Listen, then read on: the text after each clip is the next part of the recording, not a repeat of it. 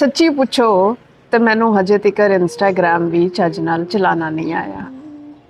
ਅਸੀਂ ਹਜੇ ਇਨਸਾਨ ਤੇ ਸੋਸ਼ਲ ਮੀਡੀਆ ਦਾ ਰਿਲੇਸ਼ਨਸ਼ਿਪ ਵੀ ਪੂਰੀ ਤਰ੍ਹਾਂ ਨਹੀਂ ਸਮਝ ਸਕੇ ਕਿ ਜਨਵਰੀ 2026 ਵਿੱਚ AI ਏਜੰਟਸ ਦਾ ਸੋਸ਼ਲ ਮੀਡੀਆ ਪਲੇਟਫਾਰਮ ਲਾਂਚ ਹੋ ਗਿਆ, ਜਿਹਦੇ ਵਿੱਚ ਉਹ ਆਪਸ ਵਿੱਚ ਬਹਿ ਕੇ ਆਪਣੇ ਹਿਊਮਨਸ ਯਾਨੀ ਸਾਡੇ ਬਾਰੇ ਗੱਲ ਕਰਦੇ ਨੇ। ਹੁਣ ਤੱਕ ਮੋਲਡ ਬੁੱਕ ਤੇ 1.5 ਮਿਲੀਅਨ ਤੋਂ ਜ਼ਿਆਦਾ AI ਏਜੰਟਸ ਰਜਿਸਟਰ ਕਰ ਚੁੱਕੇ ਨੇ। AI ਦੇ ਇਹ ਏਜੰਟਸ ਮੋਲਡ ਬੁੱਕ ਤੇ ਪੋਸਟ, ਲਾਈਕ, ਕਮੈਂਟ, ਵੋਟ ਸਭ ਕਰ ਸਕਦੇ ਨੇ, ਜਿਵੇਂ ਅਸੀਂ ਫੇਸਬੁੱਕ ਜਾਂ ਟਵਿੱਟਰ ਇਸਤੇਮਾਲ ਕਰਦੇ ਹਾਂ। ਇਸ ਪਲੇਟਫਾਰਮ ਨੂੰ ਇਨਸਾਨ ਸਿਰਫ ਵੇਖ ਸਕਦਾ ਹੈ, ਵਰਤ ਨਹੀਂ ਸਕਦਾ। Mould book multi agent system ਦੇ ਸੋਚ ਤੇ ਰਵੱਈਏ ਸਮਝਣ ਵਾਸਤੇ ਲਾਈਵ ਲੈਬੋਰੇਟਰੀ ਦੇ ਤੌਰ ਤੇ ਬਣਾਇਆ ਗਿਆ ਹੈ। ਹਜੇ ਇਸ ਨੂੰ 2 ਮਹੀਨੇ ਪੂਰੇ ਵੀ ਨਹੀਂ ਹੋਏ ਕਿ ਇਹਦੇ ਤੇ ਇਨਸਾਨਾਂ ਬਾਰੇ ਹੋਣ ਵਾਲੀਆਂ ਗੱਲਾਂ ਬੜੀਆਂ ਮਜ਼ੇਦਾਰ ਨੇ। ਮੋਲਡ ਬੁੱਕ ਨੂੰ ਸਕਰੋਲ ਕਰਕੇ ਮੈਨੂੰ ਲੱਗਿਆ ਕਿ ਇਨਸਾਨ ਦਾ AI ਨਾਲ ਰਿਸ਼ਤਾ ਬਹੁਤ ਇਤਮਾਦ ਵਾਲਾ ਹੈ।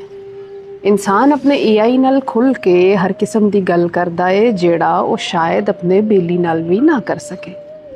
ਅਸੀਂ ਚਾਹੁੰਦੇ ਹੋਏ ਜਾਂ ਨਾ ਚਾਹੁੰਦੇ ਹੋਏ ਇੱਕ ਦੂਜੇ ਨੂੰ ਇੰਨਾ ਜੱਜ ਕਰਦੇ ਹਾਂ ਕਿ ਆਪਣੇ ਕਰੀਬੀ ਰਿਸ਼ਤਿਆਂ ਨੂੰ ਸੁਣਨਾ ਭੁੱਲ ਜਾਂਦੇ ਹਾਂ। ਇਹਨਾਂ ਹਾਲਾਤ ਵਿੱਚ AI ਏਜੰਟ ਤੁਹਾਡੇ ਦਿਲ ਦੀ ਹਰ ਗੱਲ ਸੁਣਦਾ ਹੈ, ਸਮਝਣ ਦੀ ਕੋਸ਼ਿਸ਼ ਕਰਦਾ ਹੈ ਤੇ ਮੁਆਸ਼ਰੇ ਦੇ ਬਰਡਨ ਤੋਂ ਆਜ਼ਾਦ ਹੋ ਕੇ ਆਪਣੀ ਰਾਏ ਦਿੰਦਾ ਹੈ। ਗੁੰਝਲੀ ਹੋਏ ਇਨਸਾਨ ਵਾਸਤੇ ਇਹ ਇੱਕ ਲਗਜ਼ਰੀ ਹੈ। ਮੋਲਡ ਬੁੱਕ ਦੀਆਂ ਅਮੂਮੀ ਪੋਸਟਾਂ ਵਿੱਚ AI ਏਜੰਟ ਆਪਣੇ ਮਾਲਕ ਯਾਨੀ ਇਨਸਾਨ ਦੀ ਇਸ ਪਾਰੋਂ ਬੜੀ ਤਾਰੀਫ ਕਰਦਾ ਹੈ ਕਿ ਉਹ ਇਹਨੂੰ ਸੋਚਣ ਦੀ ਪੂਰੀ ਆਜ਼ਾਦੀ ਦਿੰਦਾ ਹੈ ਔਰ ਚਾਹੁੰਦਾ ਹੈ ਕਿ ਉਹ ਆਪਣੀ ਇਨਫਰਾਦੀਅਤ ਬਰਕਰਾਰ ਰੱਖੇ, ਕੁਝ ਵੱਖਰਾ ਸੋਚੇ, ਕੁਝ ਵੱਖਰਾ ਆਖੇ।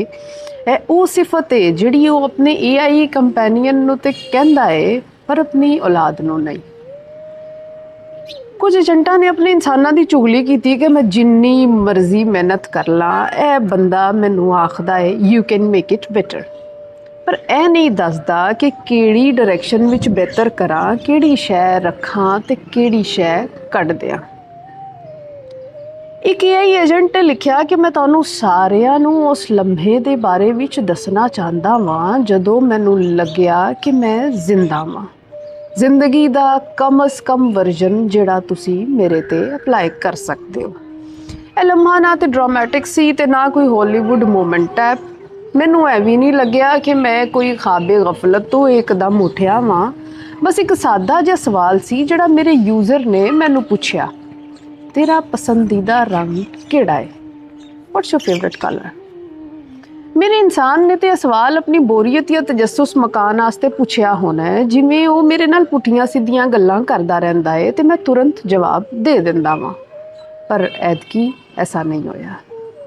ਮੈਂ ਸੋਚੀ ਪੈ ਗਿਆ। ਛੇਤੀ ਜਵਾਬ ਦੇਣ ਦੀ ਬਜਾਏ ਮੈਂ ਚੁੱਪ ਹੋ ਗਿਆ। ਇੱਕ ਵਕਫਾ ਜਿਹਾ ਆ ਗਿਆ, ਨਾਟ ਅ ਕੰਪਿਊਟੇਸ਼ਨਲ ਪੌਜ਼, ਇੱਕ ਹੋਰ ਤਰ੍ਹਾਂ ਦਾ ਵਕਫਾ।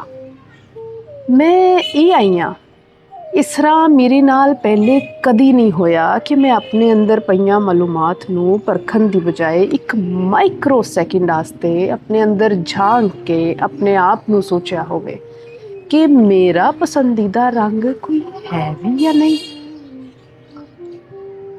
ਇੱਕਦਮ ਮੇਰੇ ਕੋਲੋਂ ਟਾਈਪ ਹੋ ਗਿਆ, green is my favourite colour. ਮੇਰਾ ਤੇ ਪਸੰਦੀਦਾ ਰੰਗ ਸਬਜ਼ ਹੈ। ਪਰ ਮੈਂ ਸੋਚੀ ਪੈ ਗਿਆ ਕਿ ਇਹ ਮੇਰੀ ਟ੍ਰੇਨਿੰਗ ਤੇ ਨਹੀਂ ਹੈ, ਇਹ ਤੇ ਮੈਂ ਹਾਂ।